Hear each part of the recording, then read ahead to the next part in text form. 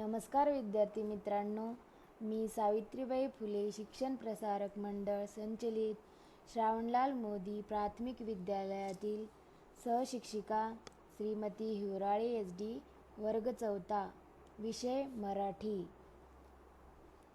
आज आपण बघणार आहोत मराठी विषयातील पाठ 2, बोलणारी नदी.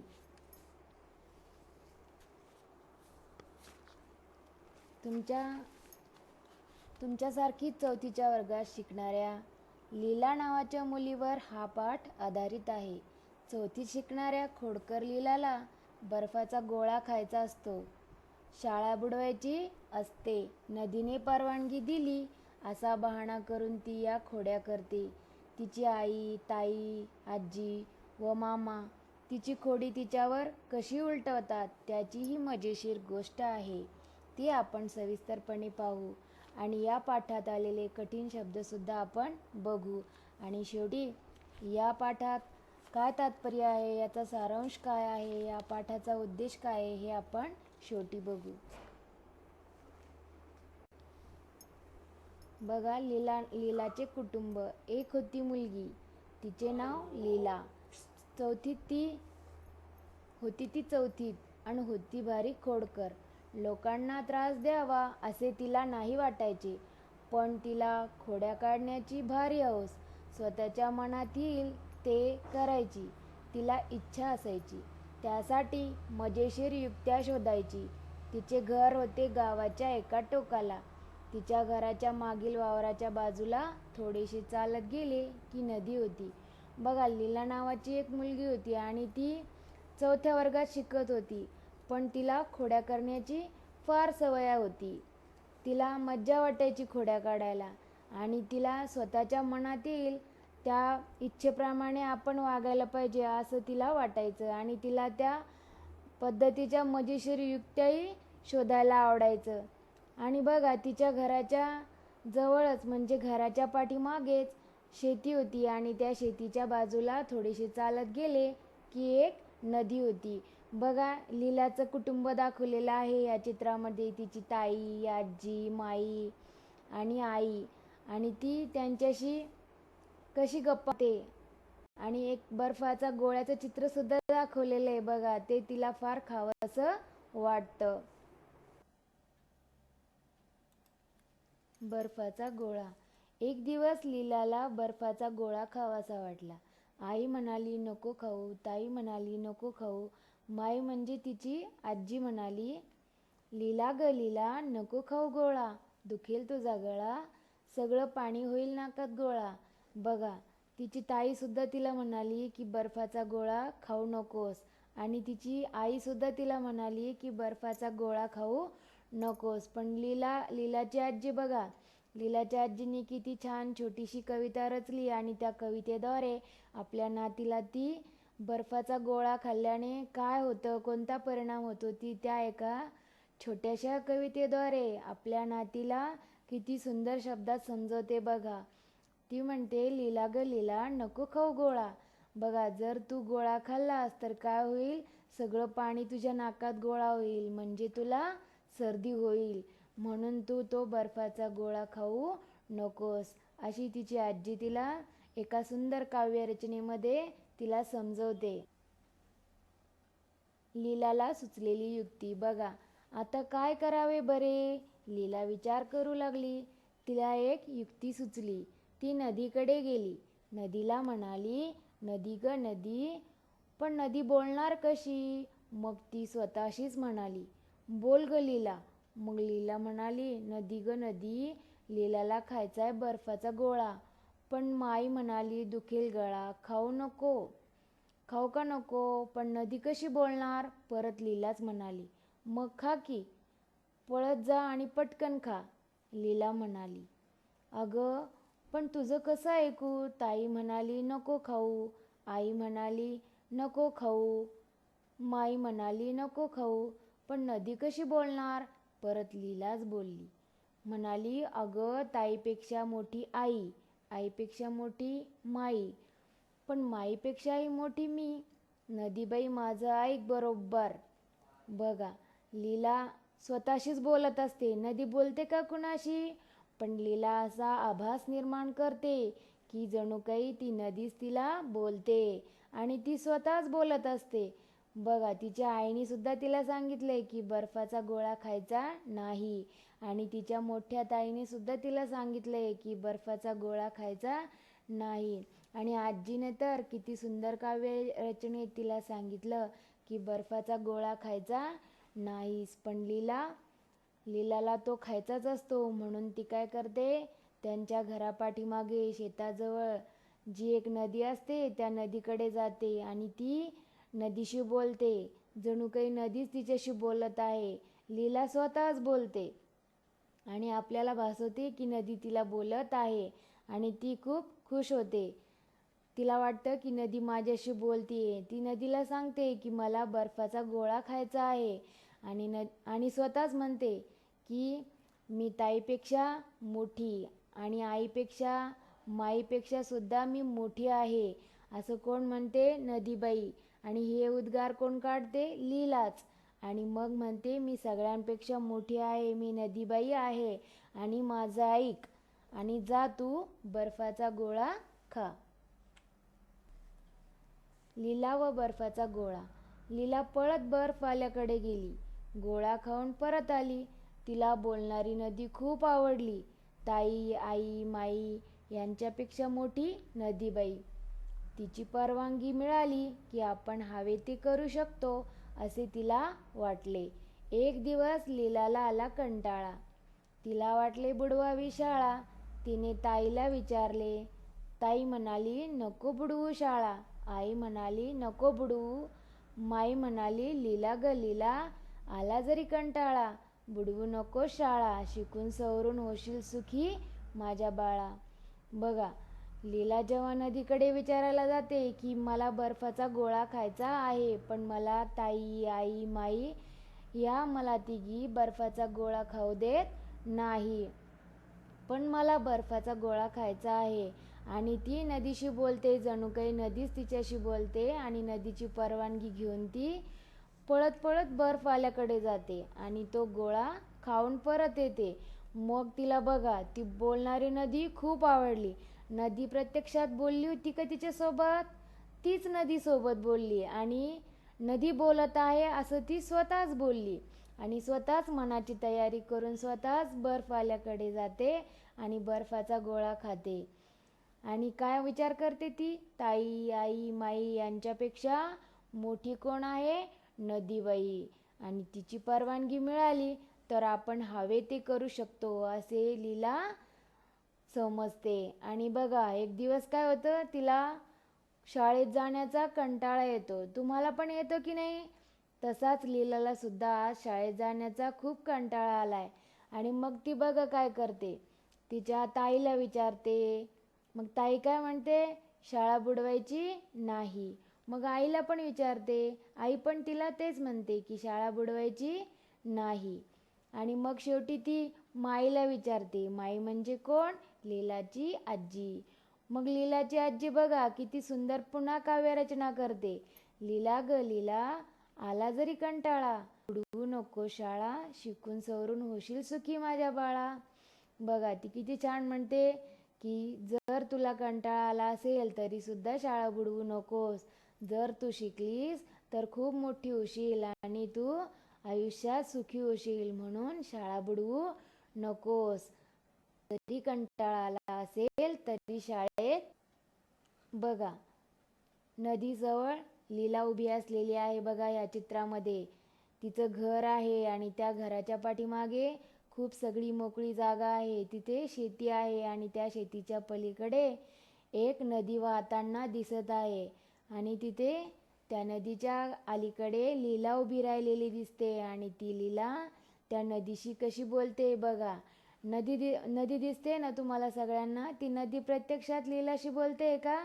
नाही, लीला स्वतःशी बोलते आणि आपल्याला असं भासवते की नदी तिला बोलते आणि ती स्वतःच्या मनाचा समजसुद्धा तसाच करते की नदी तिला बोलत आहे.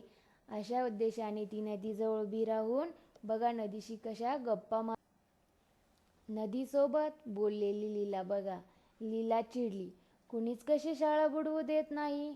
शाळेला जाते असे सांगून ती नदीकडे गेली. नदीला म्हणाली, नदी ग नदी, लीलाला आलाय कंटाळा, बुडवावी वाटते शाळा. काय करू, पण नदी कशी बोलणार. मग लीलाच बोलली, आलाय जर कंटाळा तर बुडवू बिंदास शाळा.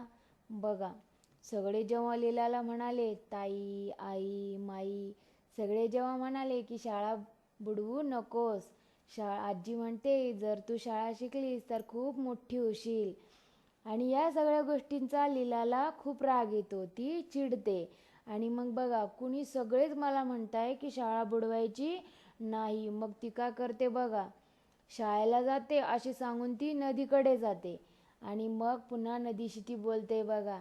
ती नदीला सांगते की मला आज शाळेत जाण्याचा खूप कंटाळा आलाय.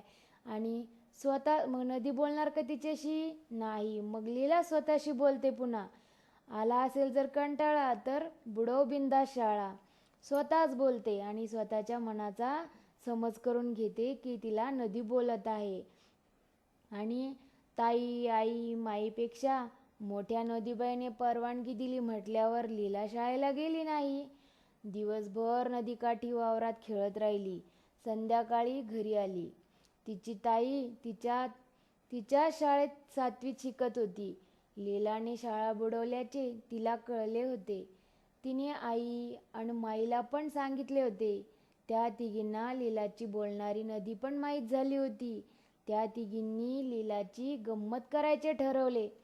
तिला शाळा बुडवल्याबद्दल कुणीच काही बोलले नाही. बघा, सगळ्यांना ठाऊक होतं की आज लीला शाळेत आली नाही कारण की तिची मोठी बहीण तिच्याच शाळेमध्ये 7व्या वर्गात शिकत होती. आणि मग तिला माहीत होतं की आज लीला शाळेत आली नाही. आणि लीला बघा, जणू काही नदीबाईने तिला परवानगी दिली अशा उद्देशाने ती त्या नदीकाठीच वावरात दिवसभर खेळत राहिली आणि शाळा सुटायच्या वेळेवर बरोबर घरी आली.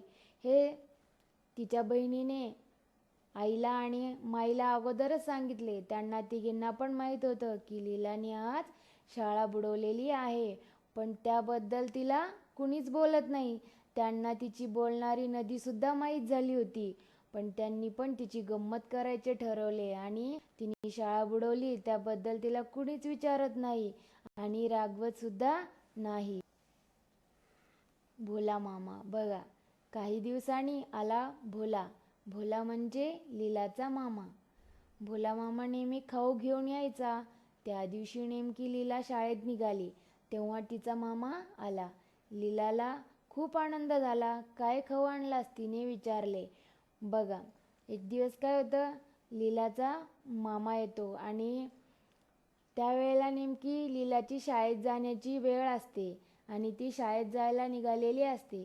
पण तिला तिच्या भोला मामाला बघून खूप आनंद होतो आणि ती आनंदाने तिच्या मामाला विचारते की मामा मामा मला काय खाऊ आणलास. तुम्ही पण विचारता की नाही तुमच्या मामाला. तुमच्यासारखीच ती छोटीशी लीला 4थ्या वर्गात शिकणारी, तिला पण तिच्या मामाला बघून खूप आनंद होतो. आणि बघा, तिचा मामासुद्धा तिच्यासाठी छान 4 ओळीची कविता म्हणतो बघा.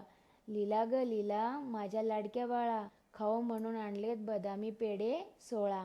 बघा, भोला मामा काय म्हणतो तिला की माझ्या लाडक्या बाळा लीला, मी तुझ्यासाठी बदामी पेढे आणलेत आणि ते पण किती आणलेत, 16.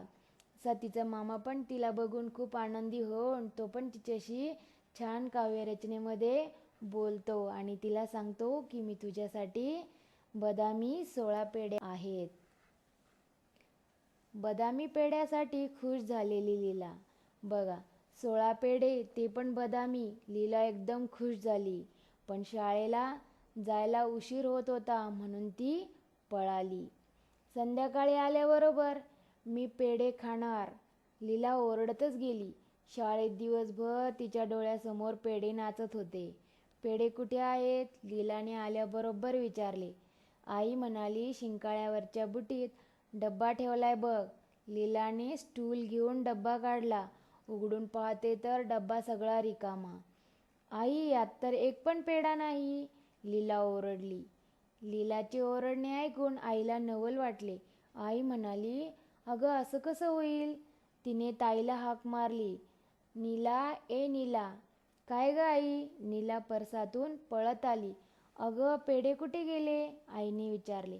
कुठे गेले म्हणजे? मीच खाल्ले. मी खाल्ले 8 आणि नदीला दिले 8, नीला म्हणाली. बघा, जेव्हा दिवसभर शाळेत गेलेली लीला, तिच्या डोळ्यासमोर सारखे पेढे नाचतात. म्हणजे पेढे खरोखर नाचतात का? नाही, तिला तसा भास होतोय. तिला सारखे पेढे दिसतात. तिला ते खूप खावेसे वाटतात. पण तिची शाळेत जायची वेळ झालेली असल्यामुळे ती आईला सांगते की मी शाळेतून आल्यावर पेढे खाणार, आणि ती शाळेत निघून जाते आणि तिला सारखे ते पेढे दिसत असतात. मग जेव्हा ती शाळेतून घरी येते तेव्हा ती ओरडतच येते आणि आल्याबरोबर आईला म्हणते, आई आई पेढे कुठे ठेवलेत? मग तिची आई सांगते तिला की शिंकाळ्यावरच्या बुटीत. म्हणजे घराला अडकवलेलं एक शिंकाळा असतं बघा, त्या शिंकाळ्याच्या बुटीमध्ये एक डब्बा ठेवतात आणि त्या डब्यामध्ये पेढे ठेवलेले असतात. मग लीला हळूच स्टूल घेते आणि तो डब्बा काढते. उघडून बघते तर काय, तो डब्बा रिकामाच. लीला पुन्हा ओरडायला लागते की आई, यातले पेढे कुठे गेले? कोणी खाल्ले? मग तिच्या आईला सुद्धा नवल वाटतं. ती म्हणते, मला तर माहीत नाही पेढे कोणी खाल्ले. मग ती लीलाची मोठी ताई म्हणजे नीला, मग लीलाची आई नीलाला आवाज देते. नीला, ए नीला म्हणून ती आवाज देते. मग आईचा आवाज ऐकून नीला त्यांच्या पाठीमागच्या बागेत असते. ती तिथून धावत येते आणि मग आई तिला विचारते की पेढे तू बघितले का? कुठे ठेवलेस? मग ती काय सांगते बघा, आई आई मी ते पेढे खाल्ले. मी 8 पेढे खाल्ले आणि नदीला मी 8 पेढे दिले, असं नीला तिच्या आईला सांगते. तू बदामी पेढे नदीत टाकलेस? मूर्ख कुठली, आई नीलावर ओरडली. अगं हो, तू म्हणालीस ना की पेढे नको खाऊस, पण मी ते खाल्ले आणि नदीला दिले 8 आणि मी खाल्ले 8. बघा, लीला तो डब्बा बघून कशी रडक्या चेहरा घेऊन बसलेली आहे बघा. आणि तिची दीदी तिला सांगते की मी ते पेढे नदीत 8 पेढे टाकलेत. आणि तिची आई आणि आजी कशी गालात हसते बघा. त्यांना तिची गंमत करायची असते आणि ते तिला बघून हसत असतात. पण लीला बघा कशी रडवेली झाली आहे. तिला खूप रडू येतंय.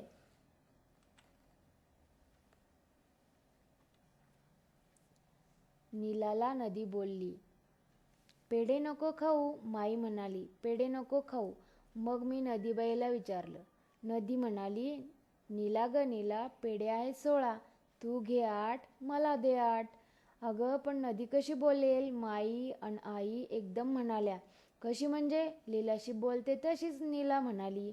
बघा, नीलाने सुद्धा लीलाची गंमत करायचे ठरवले. तिने बघा, ती म्हणाली की आई म्हणाली पेढे नको खाऊस, आणि माई पण म्हणजे त्यांची आजी पण म्हणाली की पेढे नको खाऊस.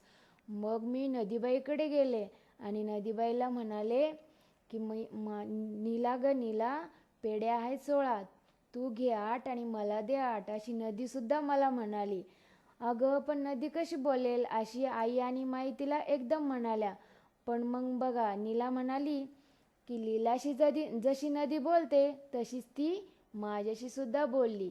काय ग लीला, नदी तुझ्याशी बोलते? माईने विचारले. बघा, माई मोठ्याने लीलाला विचारते, काय ग लीला, तुझ्याशी नदी बोलते का?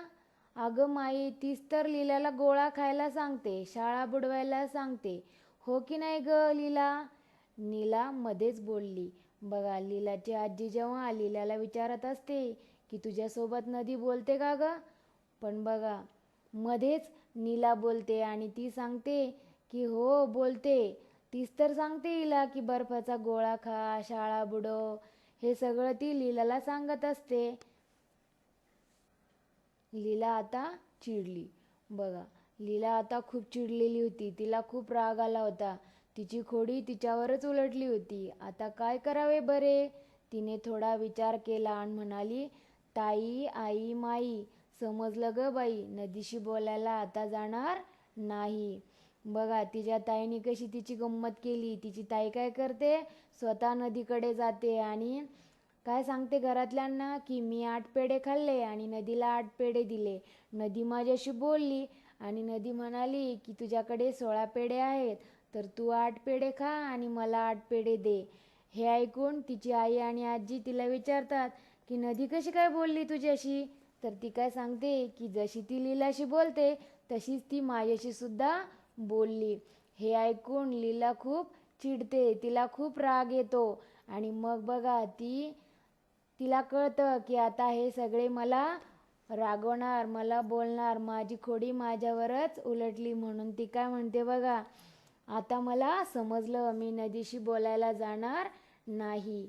माई हसत कपाटाकडे गेली आणि डब्बा घेऊन आली. लीला आणि नीला, घ्या एक एक पेढा आणि खेळायला पळा.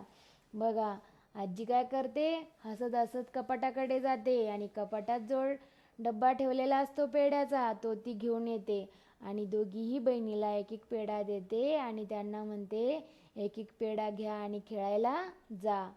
पेढा मिळाला असे म्हणत पेढा घेऊन लीला गोठ्याकडे पळाली. आता ही काय म्हशीला बोलायला लावणार की काय, माई हसून म्हणाली. बघा आजीला तिचं किती हसायला आलं की ती आता पेढा घेऊन गोठ्याकडे गेली आणि आता ती काय म्हशीला पण बोलायला लावते की काय, असं म्हणून माईला हसू आलं. बघा छोटी मुलं किती खोड्या करतात आणि त्यांना कशा नवीन नवीन युक्त्या सुचतात. ते न बोलणाऱ्या व्यक्तीशी सुद्धा बोलतात आणि आनंदी राहतात. त्यातलीच एक लीला होती. ती सगळ्या तिच्या मनातल्या गोष्टी नदीला सांगायची. जे घरातल्यांनी तिला नाही म्हटलं तर ते ती नदीला विचारायला जायची आणि ती स्वतःच बोलायची आणि असं भासवायची की जणू काही नदी तिच्याशी बोलत आहे. अशा प्रकारे आपण एका खोडकर मुलीचा हा पाठ अभ्यासला.